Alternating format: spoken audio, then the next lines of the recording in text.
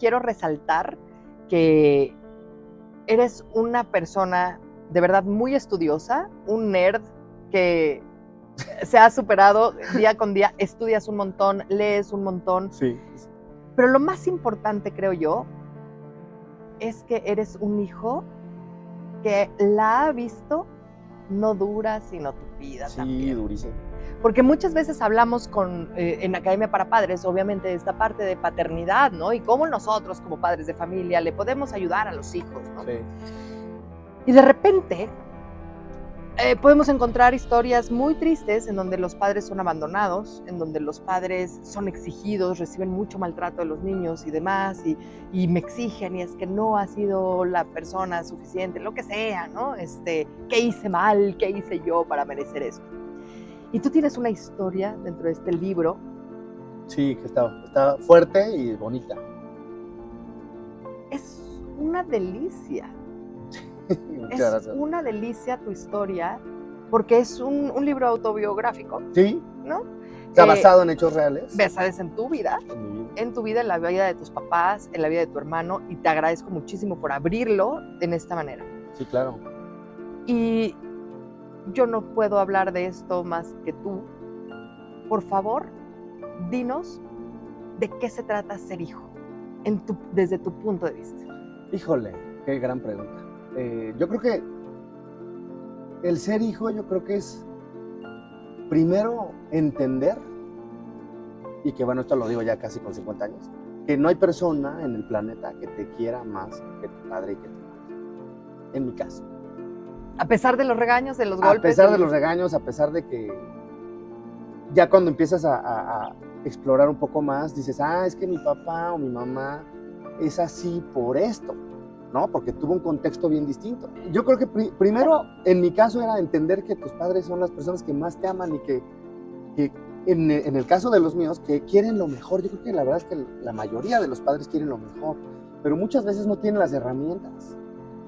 Y entonces ellos replican lo que en su cabeza y en su mundo es lo mejor.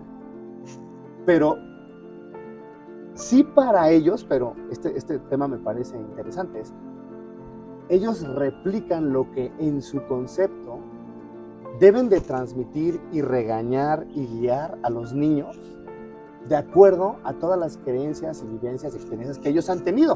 Y eso tiene que ver porque mi mamá no es igual que mi tía, que es su hermana. Y tampoco es igual que la otra tía, que es su hermana. Y entonces los niños tenemos una educación muy distinta a pesar de venir de un mismo tronco común.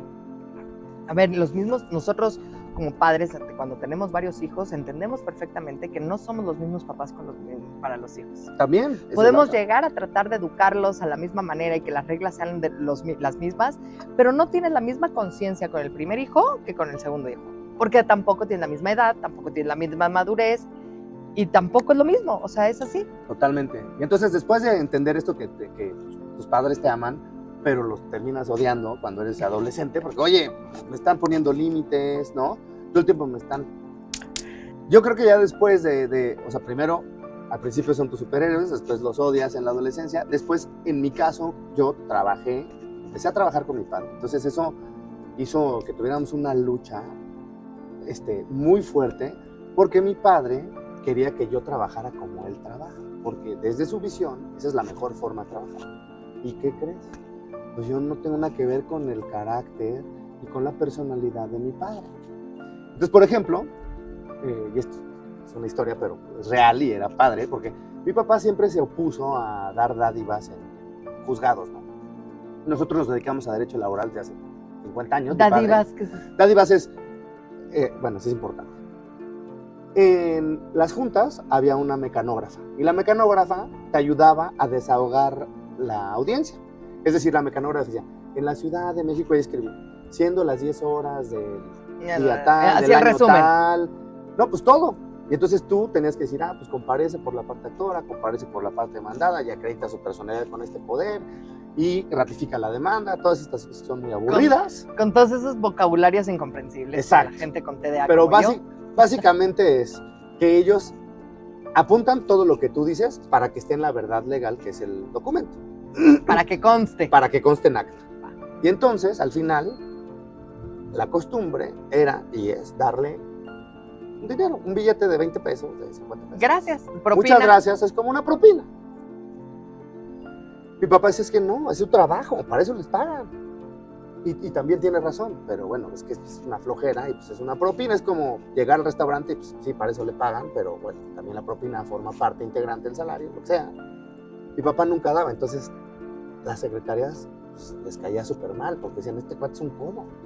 Y mi papá en su creencia de, oye, esta es su chamba. No voy a entrar dentro. Mira. No voy a entrar en ese tema de corrupción. Exactamente. Y que a fin dentro de cuentas, de sus valores. Claro, y a fin de cuentas también tienen Qué un bonito. punto, todos.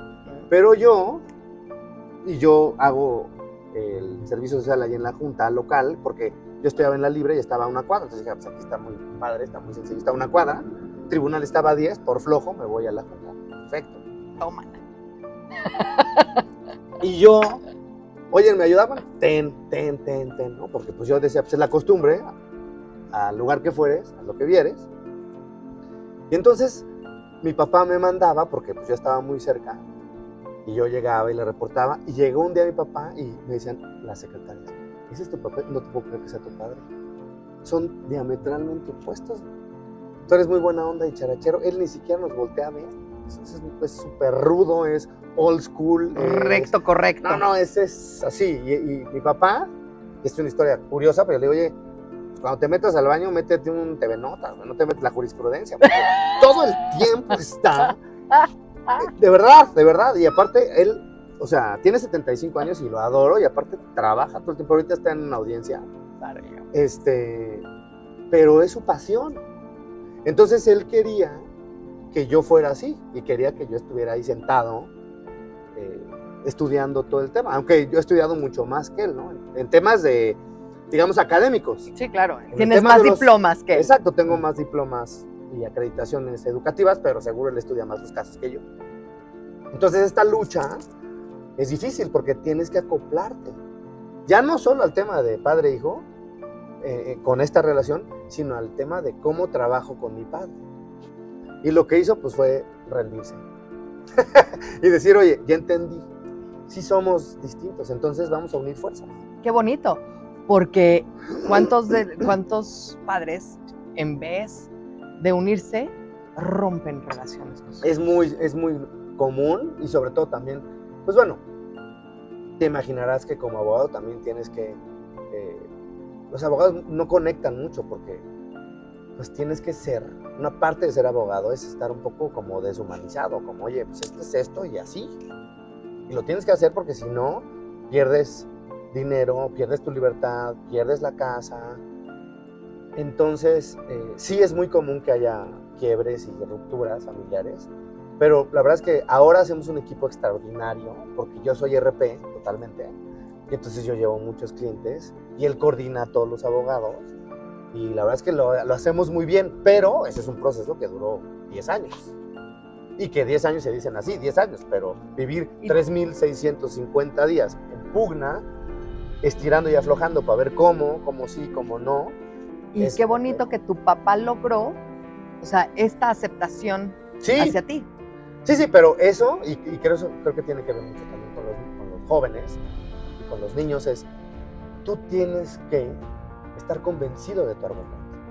Y probarlo con tus padres es algo bien complejo, porque tus padres también, pues, te conocen mucho y entonces te acreditan, o te superacreditan, o te super desacreditan. Y entonces, es que así no es que así no lo vas a hacer. Es que yo creo que estás mal, y tú dices, bueno, es mi camino, lo elijo, y entonces, pues si yo creo en él, tengo que hacerlo. ¿Qué pasa de repente? O sea, logran tu papá y tú tener esta sinergia gracias a la humildad también que tiene tu papá de decir, me dejo enseñar por este niño que creo que lo está haciendo bien porque sus resultados hablan por él. Sí. O sea, yo creo que ese es el tema. La humildad de decir, creo que existe un camino distinto para llegar al mismo lugar. Sí. Y yo no lo había visto. Sí. Yo estaba muy cómoda en mi rigidez y entonces estoy tratando de ver las cosas de diferente manera. Y creo que eso tiene que ver con todos los seres humanos, en el sentido de alguien puede sumar de distinta forma y puedes obtener más resultados si tienes distintas formas de pensar. Que eso lo hace la NASA, by the way, ¿no? El NASA Challenge. El NASA Challenge y todo el mundo. Yo creo que justamente los maestros, las personas más sabias del planeta, se dedican a eso, a escuchar a los demás, porque Claro.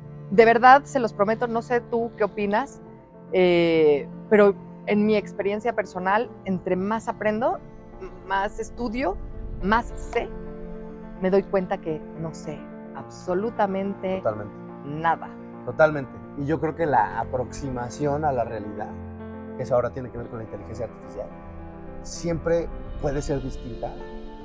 Y esa aproximación a la realidad te puede brindar nuevas soluciones que ni siquiera habías pensado.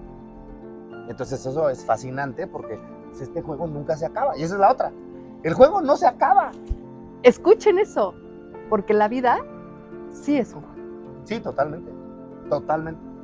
Y O te diviertes o no te diviertes, o juegas el juego o no juegas el juego. Claro, puedes también elegir estar en tu casa y pensar que todo el mundo está en tu contra y que no te llueven oportunidades, pero así no te llueven. Tienes que creártelas y tienes que ir. Sí, yo también digo de la receta del éxito, pues hay muchas personas que la dicen. La última persona que se lo escuché es el Oso Traba, que tiene que ver con calidad, consistencia, perseverancia, paciencia, hacía el énfasis en paciencia. Y yo también tengo una H, pero la H es huevos.